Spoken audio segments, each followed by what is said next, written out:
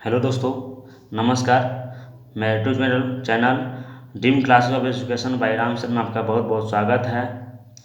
आज हम लोग भूगोल को जो आपदा प्रबंधन हम लोग पढ़ रहे थे उसी को आगे बढ़ाने के लिए हम लोग कार्य में लगे हुए हैं। आज हम लोग जो वीडियो बना रहे हैं वह संबंधित है लेसन 4, जिसका नाम है जीवन रक्षक आकस्मिक प्रबंधन। कहने का मतलब है दोस्तों, जीवन रक्षक आकस्मिक प्रबंधन यानी किसी भी जीव को यानी जीवन यापन करने के लिए हम अपने जीवन कैसे बचाएंगे, आपदा से कैसे बचाएंगे, किस स्थान पर जाएंगे, कहाँ रहेंगे, ताकि अपने आपदा से जीवन को है ना बचा सके। इस चैप्टर का नाम है जो हम लोग पॉइंट के बारे में हम लोग पढ़ेंगे। चलिए देखिए, पहला पॉइंट है कि बाढ़ के समय निम्नलिखित में से किस स्थान पर जाना चाहिए। देखिए दोस्तों, कहने का मतलब है कि जब बाढ़ आ जाएगा तो उस समय हम लोग को क्या करेंगे या कहाँ जाएंगे या कौन सा स्थान पर जाएंगे, है ना, उसके बारे में। तो हम लोग जब बाढ़ आ जाएगा तो किस स्थान पर जाएंगे, बाढ़ जब आ जाए तो क्या करेंगे या कहाँ जाएंगे, तो ऊंची भूमि वाले स्थान पर हम लोग जाएंगे। कहाँ जाएंगे दोस्तों, ऊंची भूमि वाले स्थानों पर जाएंगे। सेकंड में है मलबे के नीचे दबे हुए लोगों को पता लगाने के लिए किस यंत्र की मदद ली जाती है दोस्तों, है ना। यानी देखिए, किसी भी मलबे यानी किसी भी दबे हुए व्यक्तियों को पता लगाने के लिए एक कैमरा का जो नाम है इंफ्रारेड कैमरा, इस कैमरा के माध्यम से हम लोग है ना दबे हुए लोगों को पता लगाते हैं। नंबर 3 नंबर क्वेश्चन है दोस्तों, आग से जलने की स्थिति में जले हुए स्थान पर क्या प्राथमिक उपचार चाहिए, है ना, उसका क्या उपचार चाहिए या क्या उसको हम लोग क्या उस सिचुएशन में हम लोग क्या करेंगे। तो हम लोग क्या करेंगे, ठंडा पानी डालेंगे, है ना, जिससे उसको कुछ रिलीफ मिले, राहत मिले। नंबर 4 में है दोस्तों, बस्ती या मकान में आग लगने की स्थिति में क्या करना चाहिए।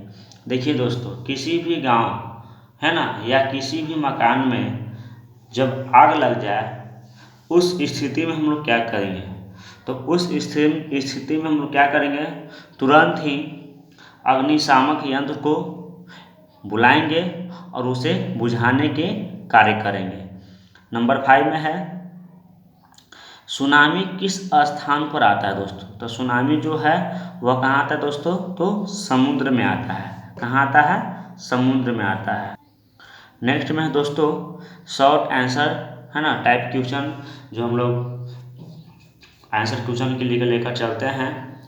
पहला नंबर क्वेश्चन है जीवन रक्षक आकस्मिक प्रबंधन से आप क्या समझते हैं, है ना, जीवन रक्षक आकस्मिक प्रबंधन से आप क्या समझते हैं।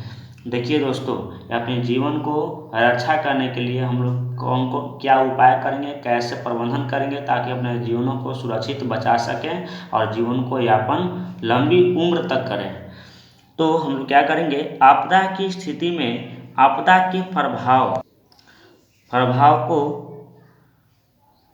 तुरंत कम करने के लिए अपनाई जाने वाली प्रबंधन व्यवस्था जीवन रक्षक आकस्मिक प्रबंधन कहलाती है। यानी कहने का मतलब है दोस्तों, अपने जीवनों को तुरंत है ना बचाने के लिए किसी न किसी माध्यम को हम अपनाते हैं। उस विधि को ही हम लोग है ना आकस्मिक प्रबंधन कहते हैं और इसके अंतर्गत आपदा के आते ही प्रभावित लोगों को तुरंत राहत पहुंचाया जाता है और जो भी व्यक्ति को जिस आपदा में जो कुछ घटित होता है उसको राहत पहुंचाने के लिए हम लोग है ना उपचारों करने के लिए हॉस्पिटलों की व्यवस्था जहाँ पर रहती है वहाँ पर पहुंचाने के लिए हम लोग क्या करते हैं दोस्तों, कार्य करते हैं। नंबर 2 में है बाढ़ की स्थिति में अपनाए जाने वाले आकस्मिक प्रबंधन का संक्षिप्त विवरण देना है ना। बाढ़ की स्थिति में अपनाए जाने वाले आकस्मिक प्रबंधन का संक्षिप्त विवरण दे, यानी उसको विस्तार से बताना है दोस्तों। देखिए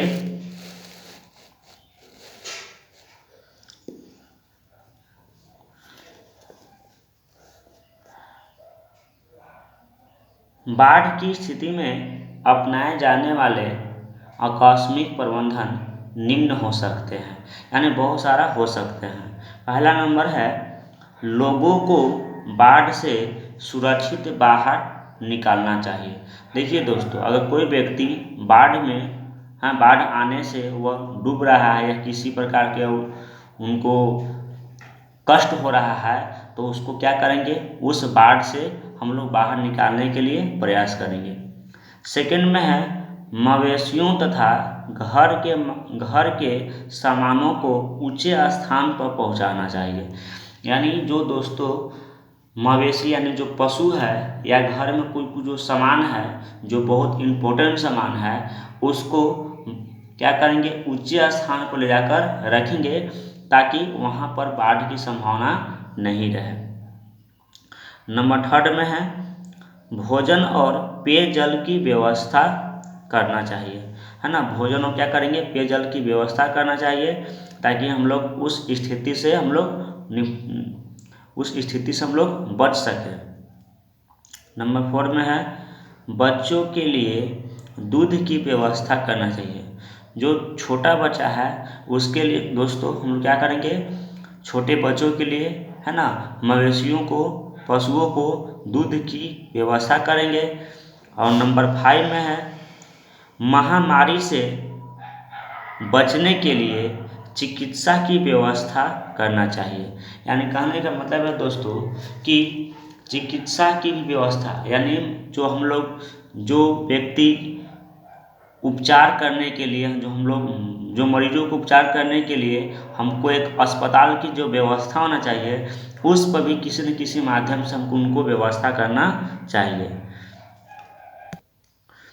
नंबर 3 नंबर क्वेश्चन है दोस्तों, भूकंप एवं सुनामी की स्थिति में आकस्मिक प्रबंधन की चर्चा संक्षेप में कीजिए।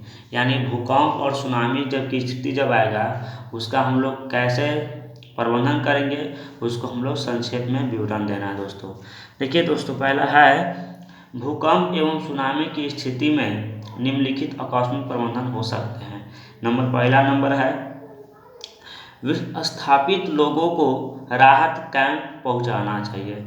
यानी कहने का मतलब है कि लोगों को कहाँ पहुंचाएंगे, कैंप में पहुंचाएंगे, जो व्यक्ति वहां पर सुरक्षित रह सकें।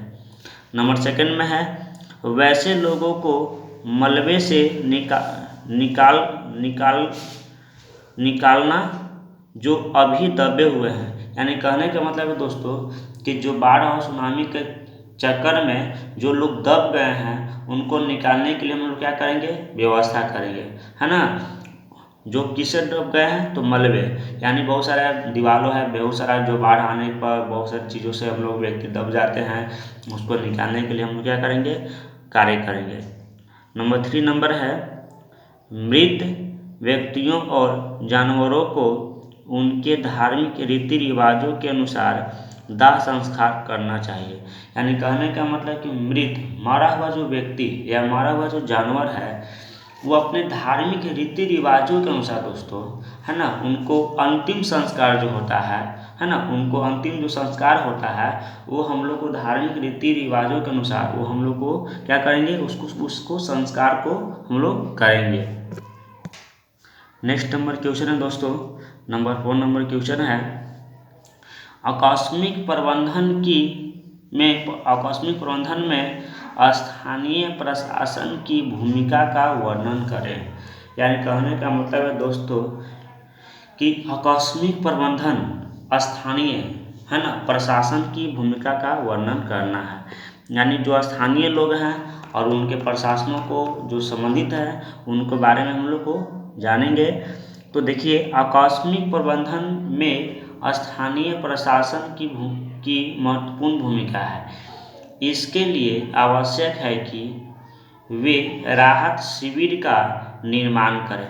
यानी कहने का मतलब है दोस्तों कि प्रशासनों को सूचना पहुंचाने पर, है ना, किसी राहत कोष के माध्यम से एक शिविर तैयार किया जाएगा और उस शिविर के माध्यम से व्यक्तियों को अनुदान राशि के रूप में भुगतान मिलेगा और उस राशि से व्यक्ति अपने जीवन यापन कर सकते हैं।